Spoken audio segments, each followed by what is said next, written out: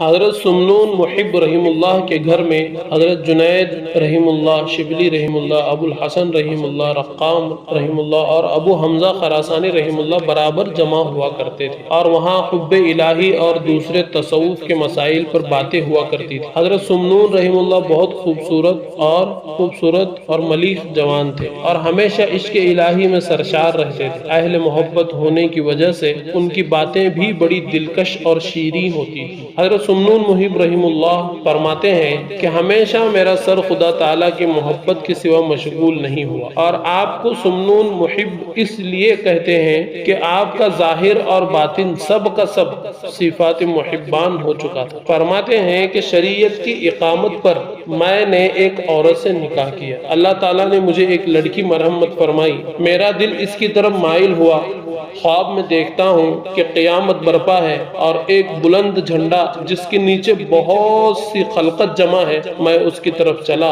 اور دریافت کیا کہ یہ جھنڈا کیسا ہے اور جو اس کے نیچے ہے وہ کون ہے۔ مجھے کہا گیا کہ یہ محبان خدا کا جھنڈا ہے اور یہ سب اللہ تعالیٰ کی محب ہیں۔ یہ سن کر میں بھی ان کے درمیان چلا گیا۔ ایک نے میرا بازو پکڑ کر مجھے کہا کہ تو ان میں سے نہیں ہے۔ میں نے کہا کہ میں بھی حق تعالیٰ کا محب ہوں۔ کہنے لگے کہ تیرا نام محبوں کے دیوان سے نکال دیا گیا ہے، کیونکہ تیرے دل میں اللہ کے مقابلے میں بیٹی کی محبت غالب ہے۔ یہ سن کر میں نے بارگاہ میں عرض کی، الہی ان کانت ہی تقطعنی عنایا فرفعها، مولا اگر یہ میری بیٹی مجھے تجھ سے علیحدہ کرنے والی ہے تو اس کی جان قبض کر لیجیے۔ اگر میری بیٹی مجھے تجھ سے علیحدہ کرنے والی ہے تو اس کی جان قبض کر لیجئے۔ معاً میرے کان میں عورتوں کی آواز پہنچی کہ رو رہی ہیں۔ میں خواب سے جاگ پڑا اور پوچھا کہ کیا سبب ہے؟ کہنے لگیں کہ آپ کی بیٹی چھت سے گر گئی